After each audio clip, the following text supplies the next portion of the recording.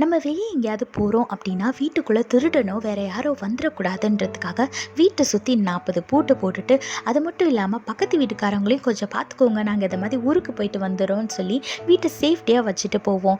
இதே மாதிரி நம்மளோட ஆவிக்குரிய வாழ்க்கையை எப்படி சேஃப்டியாக வச்சுக்கிறதுன்னு வேதத்தில் போட்டிருக்கு, பார்க்கலாமா? வாங்க. நீதிமொழிகள் 4:23 போட்டிருக்கு, எல்லா காவலோடும் உன் இருதயத்தை காத்துக்கொள், அதன் இடத்தை நின்று ஜீவ ஊற்று புறப்படும்னு வேதத்தில் போட்டிருக்கு. ஆமாங்க, உங்கள் இருதயத்தை எப்படி பாதுகாக்க முடியும்? வேற எப்படி? அவரோட வார்த்தையை வைத்துதான். எவ்வளோக்கு எவ்வளோ தேவனோட வார்த்தையை உங்களோட மனசுல வச்சிருக்கீங்களோ அவ்வளோக்கு அவ்வளவு பாவத்தை விட்டு நீங்க விலகி இருப்பீங்க. அவ்வளோக்கு அவ்வளவு உங்க ஆவிக்குரிய வாழ்க்கை ஆரோக்கியமா இருக்கும்.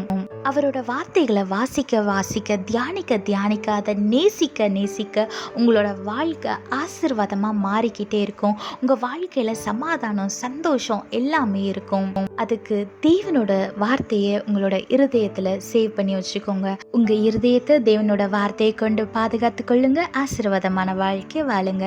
கர்த்தர் உங்களோடு கூட இருந்து உங்களை ஆசீர்வதித்து பாதுகாத்து வழி நடத்துவாராக. ஆமேன். Whenever you're going out, you will lock your house and check it again and again whether it is locked properly or not. Likewise, in our life, we should protect our spiritual life.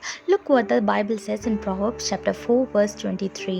Guard your heart more than anything else, because the source of your life flows from it. Yes, you should protect your heart more than protecting anything else in this world. You should guard your heart with the word of God. Whenever you read the word of God, the word will change your heart and it will protect your heart to stay away from sin. So read the word of God as much as you can. And when you don't understand it, ask our God and He will help you understand it. So fill your heart with His words. Stay away from sin and guard your heart and live a blessed life. God bless you all. Have a blessed day. Amen.